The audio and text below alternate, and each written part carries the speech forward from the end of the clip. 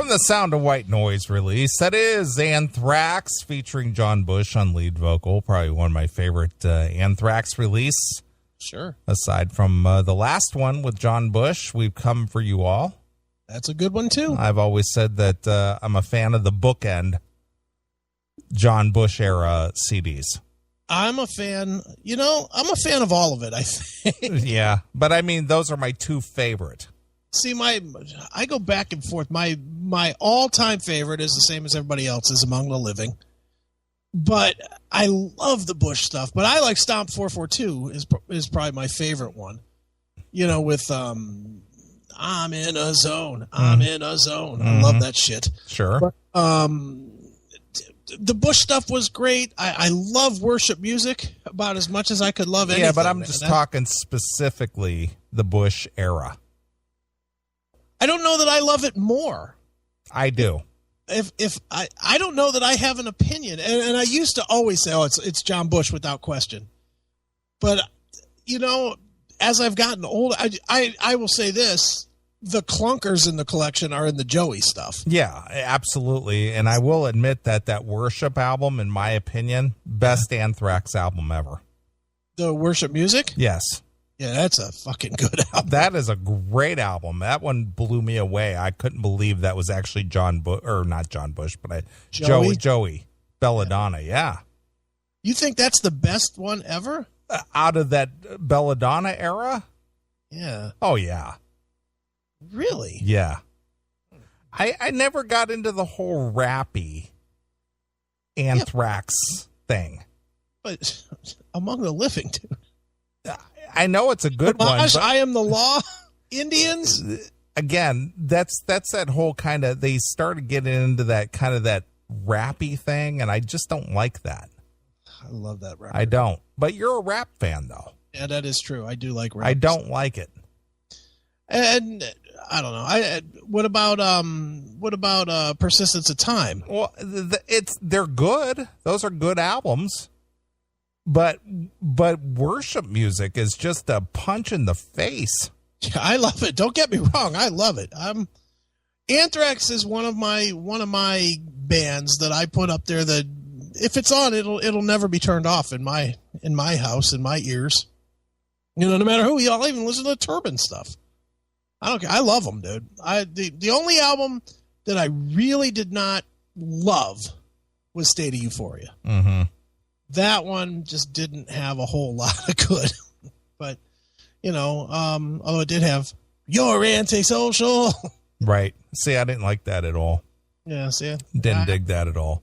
Yeah, I like that song, but the rest of this album, not so good. But, right. Hail and kill, caller. You're on the air.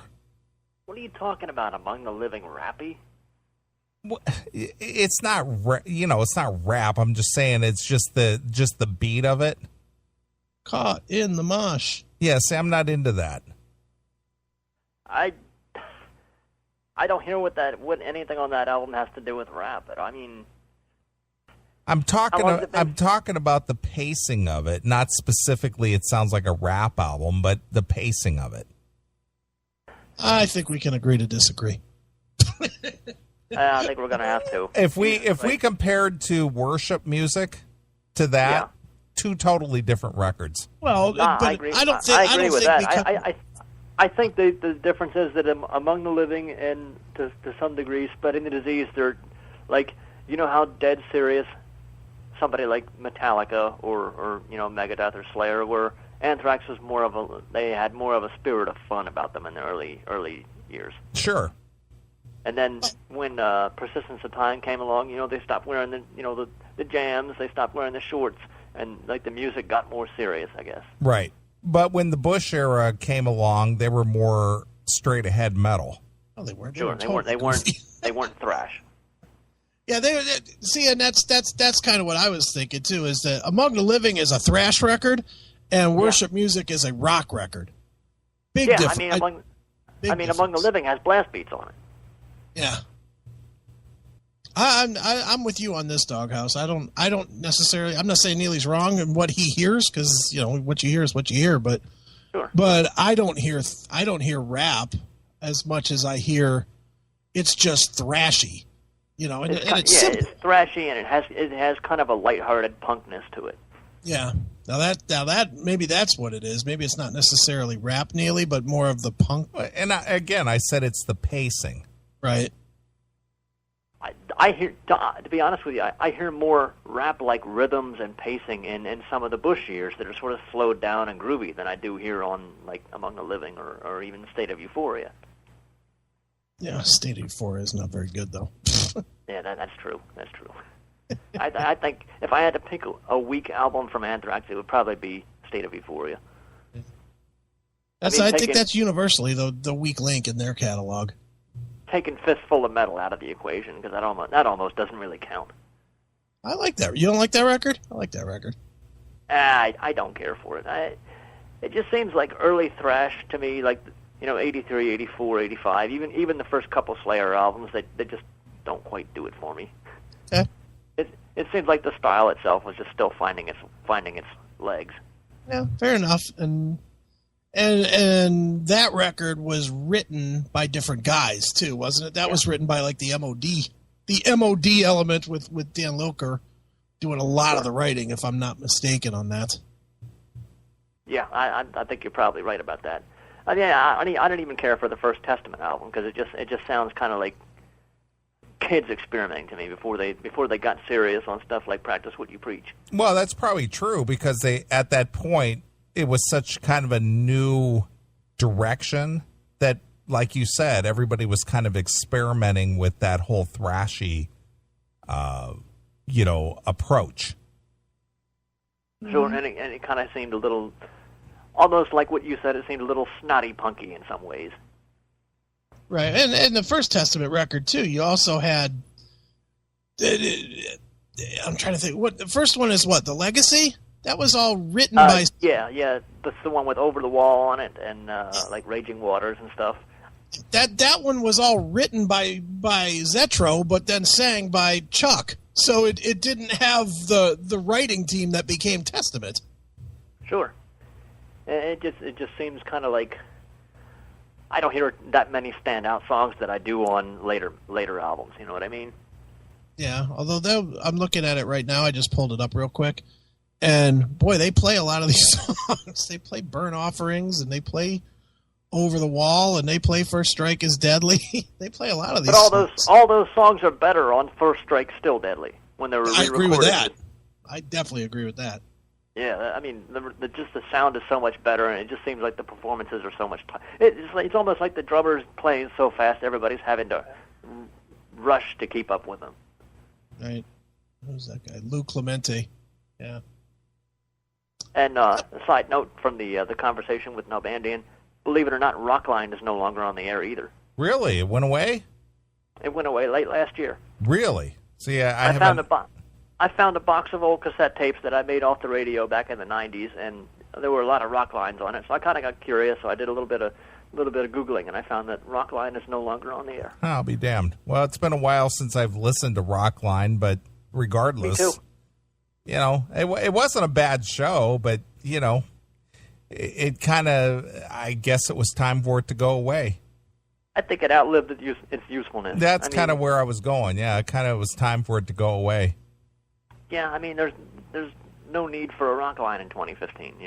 I mean, you could tweet at your whatever band you want. You can get on their Facebook and stuff. You don't have to wait for a radio show on Monday night and wait on hold for just to talk to your idols. Unless you're Tammy. And actually, there still is a Rockline website. I guess you can still listen to old clips. I didn't really investigate it, but they actually have a list of basically every Rockline show. And the thing that I noticed was that up until probably the mid-'90s, maybe 95 or 96, they still were just milking the dead cow of this shitty 70s classic rock. Hey, look who's back in studio. It's Steve Miller. I was just going to say Steve Miller because I remember being 15 years old in 1995 and hearing Rockline. They had all these modern rock bands, and then next week it was Steve Miller. I'm like, holy fuck, nobody gives a shit about Steve Miller. It's 1995. Dude, some people call him the Space Cowboy. And he just wants to reach out and grab you. That's right. Can you believe that guy's only #1 song is that stupid pile of shit? What about Abracadabra? That's what he's talking about. Oh, is it? Yes, Yeah. Abracadabra. Yeah. I just want to reach out and grab you. Yeah, 1982. The king of the shitty rhymes. That was a bad song. I hated that when it came out. I remember it being beaten to death in my dad's car. Yeah, black panties with an angel's face. Jesus. My dad had the 8-track of that. Thank you. Oh, just beat me to death with that fucking shitbag record. Well, your dad would have loved Rockline up until about 94, 95. And then the later part of the decade, when I was doing most of my listening and taping and stuff, there was these completely faceless one-hit wonder modern rock bands. Hey, look, it's the Black Veil Brides. Hey, it's cool for August this week. Plus, later on, we're going to talk with Vibrolush. Yeah, look who's back. It's Skindred. Oh, Skindred never even got on there, dude. They were too metal. Well, Right. I got to tell you a show that I don't mind listening to. It's not. It's actually kind of interesting sometimes. Talking metal? No, In the Studio with Redbeard. I recall a show called In the Studio, but I don't think I've ever heard it. They basically celebrate, albums that are, celebrate their like 20th anniversary or 30th anniversary. Oh, well, that's cool. And then they get. I thought it was a chick that did that show. No, it was a dude. It's called Redbeard. Check it out. It's called In the Studio with Redbeard. Yeah, there it is. And he interviews, some of these artists and talk about, the recording Show or a blog? No, it's a show. Okay. And you can listen to it, and they talk about classic albums and, talk to different artists and whatnot. But, it's a commercial show. It's not, really in depth, but at times it can be interesting. Well, I must have been thinking about a different In the Studio, because I could swear it was a chick named Denise that did it. Well, check it out. It's available, download type thing. InTheStudio.net. Yeah, In the Studio with Redbeard. We're back in the studio with Redbeard. I'm going to check this out. This looks really cool. It's actually good. It's actually a good, decent show.